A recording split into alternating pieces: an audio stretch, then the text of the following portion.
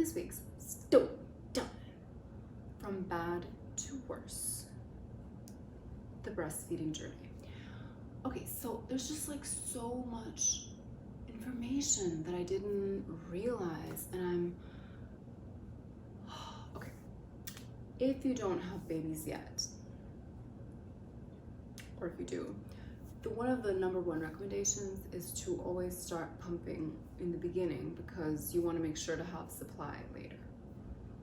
I was like, psh,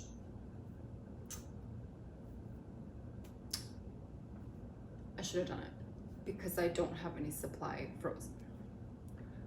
Then the baby latched amazingly and ate so well, and he was such a good like eater, and he just like emptied me out and was done, and it was like so easy from the start that I even remember hearing some women talk about the challenges that they were having with breastfeeding. Like there was one woman who talked about there's something called the letdown reflex. I may have talked about this before, and it's basically it's the amount of time before the milk comes out, because otherwise we'd just be like spurting milk all over the place. So it gets activated with like sucking basically, or for some women I think it even gets activated just like thinking of the baby. It's really crazy. It's like milk just comes out. So it's for some women it's easier than others. For me, I would say it was medium, meaning the baby had to suck for a little while, like maybe 2 minutes, and I had to relax and kind of concentrate / let go. It's like this weird mixture. And then you feel, and some women don't feel anything, but for me, I've always felt a kind of, it's really cool. It's like a not unpleasant, slight burn, which means like the milk is like coming through. It's weird. But I guess you really get used to it. Anyways, so everything was going swimmingly for months and months and months. And then, as you know, there was that horrible weight drop, and then I was like at a loss for what to do, and the fucking doctor told me don't worry, right? You remember, he told me don't worry, just keep doing what you're doing.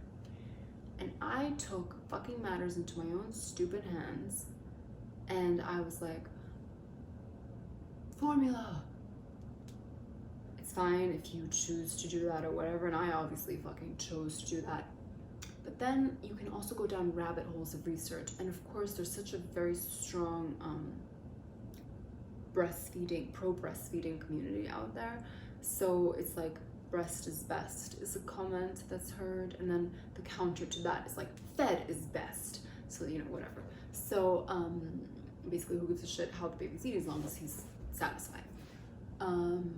So I just really took it for granted, the whole thing. And then I thought, well, now that he's eating food, it's okay if he eats formula. Like he's already ingesting other things other than this precious breast milk. Who cares if it's formula?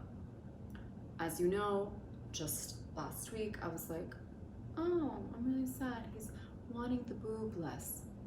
Fast forward to a week later, this baby is doing what is called breast refusal or nursing strike. It's not 100%, meaning he still eats from me a lot. Not a lot, well, like twice a day, morning and night. And this happened really fucking quick, where it went from decreased interest to practically zero. And I understand it's completely my fault because I think I gave this, I was like, why this when you can have this? You know, it's like I gave this like diamond ring with like fucking formula oozing out at the speed he wants. And the number one thing you're supposed to do when you give like this, when you're doing combination, is make sure the nipple is slow flow, so the baby's not like, ooh, everything's just gushing out. Of course I prefer this. 2, you shouldn't like make the experience match what he was getting from you. So you should be like, you're eating from the bottle, you're gonna sit up, and I'm just gonna put it like this, and it's gonna be a very clinical affair where like you're drinking. And I think that's when like the baby is fine with taking the bottle. Of course, if the baby's not fine with taking the bottle, you want to like nurture, encourage it. And because he wasn't fine taking the bottle, I had taken much more of a, you're a baby, instead of my boob, take this bottle approach. And so much so that he was like, oh, this is just as cozy. So I didn't make this like strict situation of like the separation between the two. And there was no slow flow nipple. I was like, faster, better, this baby needs, I mean, I did all the mistakes that one can do. And so the baby's addicted to formula, has zero interest in this, zero. In fact, there's nothing here, nothing, there's nothing left. Okay, I'm exaggerating, there's still something left, but it's very, very desert dry, almost. So I was like, I'm never gonna pump. I got a pump and I've started to pump. Nothing comes out, like this little like dribble of milk. And I'm realizing that what I should have done when I was concerned back then was think about, like, is my supply enough? You know, I could have gone down the route, instead of just right away turning to formula, I could have investigated if maybe I could have been producing more, or why not start pumping? But instead I went this route, which is really quite hard to return from, which is what I'm in the process of trying to do. I don't see anything happening. I don't know what's gonna happen. So it's a nursing strike. So I went from feeling slightly rejected to feeling completely rejected. And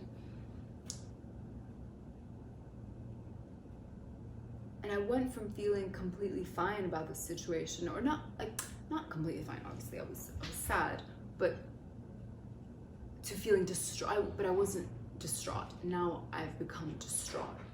And to be determined what happens, but I imagine that I'm gonna keep trying to pump and see what comes out. I'm going to be taking things that are supposed to increase your milk supply, like oatmeal and shit. And apparently giving the baby the boob when he's more relaxed has success rate. In fact, I had a little bit of success today where he had woken up from the nap and I was like, here you go. And he was like, you know, and I was like, yeah, this is working. So we'll see what happens. And then as a side note, an addendum, my boobs, which I thought were completely unchanged, are changed. They're empty looking, and they went from small way back when, before I was pregnant, to smaller. I think if I gained weight and I got a little chubbier, or, you know, filled out, then that would compensate enough. And I will talk about what I think worked in terms of my boobs not going completely crazy, or why I think they didn't completely change in a drastic way. Anyways, thank you for watching, letting me steal your time. Hit the bell icon to get notified when I release these episodes. Subscribe, and thanks so much.